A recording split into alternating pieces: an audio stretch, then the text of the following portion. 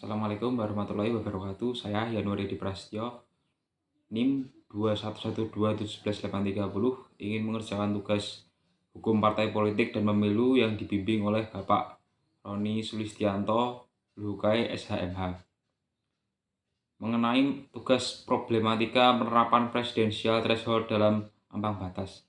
Yang pertama, Indonesia adalah negara yang menjunjung tinggi demokrasi sebagai bentuk perwujudan terhadap tuntutan masyarakat terkait pengakuan atas persamaan hak dan kedudukan di hadapan hukum.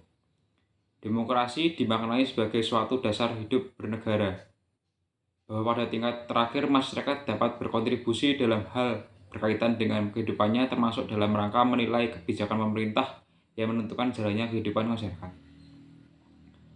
Pemilihan umum presiden dan wakil presiden telah diatur dan disederhanakan ke dalam undang-undang baru, yaitu Undang-Undang Nomor 7 Tahun 2017 tentang Pemilihan Umum.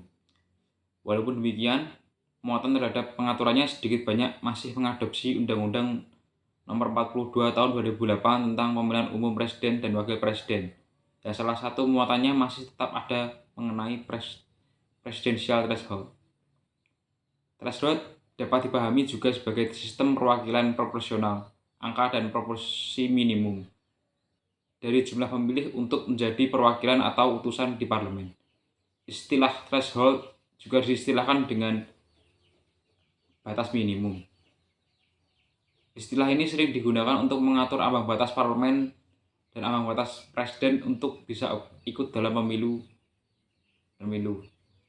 Selanjutnya adalah putusan Mahkamah Konstitusi tentang pemilihan umum atau pemilu serentak 2019 mengabulkan sebagian permohonan kecuali tentuan pasal 9 Undang-Undang Nomor 42 Tahun 2008 tentang Pemilihan Umum Presiden dan Wakil Presiden mengenai presidensial threshold yang berisi pasangan calon presiden dan wakil presiden yang wajib diusulkan oleh partai politik atau koalisi antar partai politik peserta pemilu yang memenuhi persyaratan perolehan kursi paling sedikit 20% dari jumlah kursi DPR atau memperoleh 25% dari total suara sah nasional dalam pemilu anggota DPR. Menurut saya, pengesahan ambang batas pencapresan itu dalam Undang-Undang Nomor 7 Tahun 2017 tentang Pemilihan Umum menjadi salah satu contoh kemunduran demokrasi di Indonesia. Pengesahan presidensial threshold sebesar 20% kursi di parlemen telah menjadi permainan partai politik. Penetapan ambang batas ini adalah sebuah kemunduran karena pada